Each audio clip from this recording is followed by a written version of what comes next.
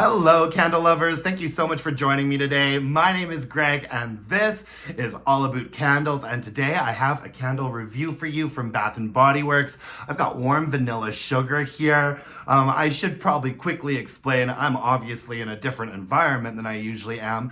Is this the first time that I've ever put out a video that I haven't recorded, like in my man cave in front of my record wall? I think this might be the first time I've recorded somewhere else. That's kind of crazy. I've been doing this channel for almost a year. I'm like away on a work conference right now, sort of at the edge of the city on the lands of the Tsuut'ina First Nation. I'm here for a work conference. I decided to just stay at the hotel all week. Normally when I'm traveling, I pre-record videos to release while I'm gone, but time just slipped away from me. And so I packed a couple candles that I had burned through in my suitcase and was like, you know what? I'll be doing reviews on the road this week. I apologize for the lighting. I didn't bring my ring light with me today. I was actually gonna film back here where you see these chairs, but the lighting was actually worse over there because of the window. And when I was like in frame, it kind of looked like I was like a cult leader or something. So anyways, this is the best that I can do for you folks today. Let's talk about warm vanilla sugar from Bath and Body Works. I think that this version is beautifully packaged. This is the most recent version of warm vanilla sugar that has come out. And I love this sort of like golden sparkle. It is sort of a textured golden sparkle, so it really pops when you're looking at it in person, and when you're burning the candle, it looks gorgeous as well. Like I said, this is the most recent version of the candle that has come out. There is a little bit of a wonky doodle sort of label situation happening here. I think I ordered this candle. If I had picked it out in store, I probably would have been able to find a label that wasn't so wonky on this one. Man, warm vanilla sugar has been coming out forever. It must be one of Bath and Body Works' most long-standing fragrances.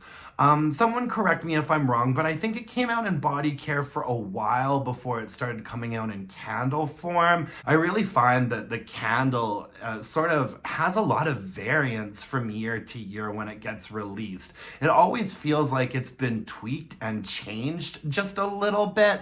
There's been warm vanilla sugars that have been great, and there have been warm vanilla sugars that have been not so great. The last several years, it's been incredibly weak. And I actually think that this latest version of it has been improved a little. I'll get more into that in performance, but this version is stronger than the weak versions that we've been getting for a pretty long time now.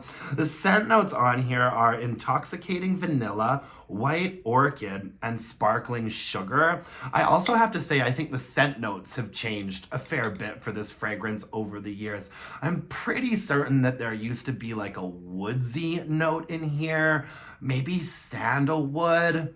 I think maybe it used to also have musk as a scent note. But regardless, this is a classic. I'm actually really surprised I've never done a review of it before. This is a type of candle that I really enjoy burning around this time of year, like January, February, March.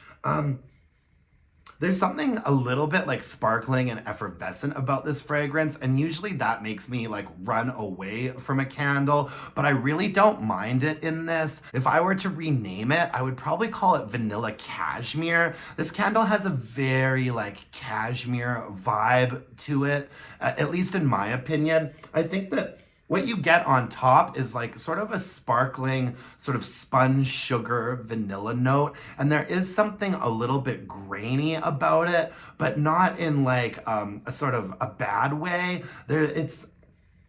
It's got, maybe sparkling is a better word than grainy. You know how sometimes sugary notes have like almost a granulated texture to it? You get a little bit of that in this, but I guess sparkling would be perhaps a nicer word to use. And I'd say that's what you're getting on the top. And then in the mid of this candle, I feel like there's sort of a musky sort of white floral. I don't think I would ever pick out white orchid if I wasn't aware of the scent notes, but I do think that I would pick out sort of a light white floral.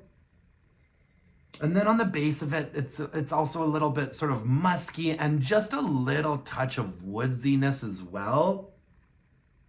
I think it's a really nice, well-balanced fragrance. It's certainly not for everybody. I know that over the years, I've seen lots of people that are diehard fans of this fragrance and lots of people that like steer clear from it. I think it's really popular in body care and has been for a while. I've never used it in body care. I feel like the candle, we get lots of like different results from every single time that it comes out. This version is sort of in the middle of the road. There's been versions of this candle that are fantastic. And then we went through a period of time where there were like 2 or 3 releases of this that were incredibly weak, like maybe a 3 or a 4 for strength and throw. So let's move on to performance. This candle actually did quite well in my opinion. We had like thick ropey wicks on it, and it did get a little bit murky and discolored right at the end there, but overall it was a really nice clean burn for the most part. No like sooting or anything like that. I do think that we had a little bit of a dud out situation. Pretty sure it dudded out, and I was like, let's get this under a candle lamp because I wanted to see how the fragrance would perform that way. And that's also why you're seeing this wick here has traveled pretty far. You can definitely tell that I've had this under a candle lamp. Yeah, great burn for the first 2/3.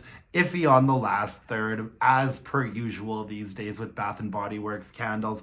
But the strength and throw on this version I thought was decent. I started burning it in my bedroom because, like I said, the last couple versions of this have been so weak, like a 4 for strength and throw. So this immediately went into a hurricane in my bedroom. And under those conditions, I'd say it got up to like a 6.5. I was pretty impressed. I was like, oh, this version's doing pretty well. And then I put it in my more open area, and it did get a little bit more lost. In the more open concept, I'd say that it was like hovering around a 5.5 for strength and throw. So it definitely had a presence. I could walk into the space and sense that it was burning. I could smell it, but it wasn't as strong as I would have liked it to have been. And it did eventually go back into the bedroom. And then when it started giving me some issues, I put the rest of it under a candle lamp in my kitchen. Say my kitchen is a medium size. Under the candle lamp in there, it got up to like, I'd say a 7 for strength and throw. It almost made me wish that I had lamped the entire candle because I really enjoyed it as like a kitchen fragrance, giving me some real strength and throw. More strength and throw than I've gotten out of this candle for many a year. So yeah, the strength and throw really ranged a lot depending on what type of space it was in and how I was using it. But overall, I was pretty happy with this version. I thought it looked great.